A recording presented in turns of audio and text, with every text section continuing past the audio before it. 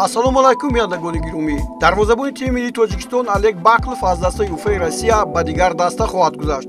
Ин дар ҳоле ба амал омад, ки Баклов дар идомаи тамринҳои ҷорӣ баъди гол сар доданаш дар бозии дутарафа аз ҷониби сармураббии даста Омари Тетрадзе дастурҳо гирифту ба он эътибор надод ва майдонро беэҳтиромона тарк кард. ин ҳолатро ба муноқиша баробар донистан мумкин аст, зеро дарвозабони дигар дар ҳайати Уфа набуд то ба ҷои ӯ бозӣ кунад.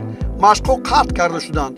майдонро намоишкорона тарк кардани Баклов аз ҷониби роҳбарии даста муҷозот шуд ва ҳоло ӯро аз тамринҳо дур карданд. Уфа маблағи гузариши Бакловро ба дигар даста 10 миллион рубл эълон кард. гумон меравад, ки Олег ба яке аз клубҳои футболи Ӯзбекистон ё ба чемпионати Қазоқистон хоҳад гузашт. расонаҳои русӣ иттилоъ медиҳанд, ки Баклов шояд ба ҳайати дастаи Челябинск, ки имсол ба лиги якуми чемпиони Россия роҳат гирифт, даъват шавад.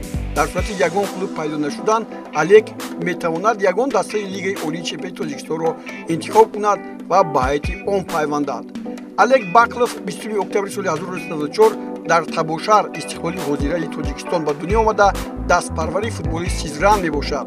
ӯ аз тими ҷавони Крила Советов бо ҳунарнамоии зебояш то Премер-лигаи Россия бо Уфа расид ва дар бозии нимниҳоӣ ва финалии ҷоми Русия низ бозӣ кард. Олег дар ҳайати тими миллии Тоҷикистон 8 сентябри соли 2024 дар бозии дӯстона бо тими Филиппин ба майдон омад, ки бо натиҷаи мусовии 0-0 поён ёфту аз рӯи зарбаҳои пеналти 4-3 ба поён расид.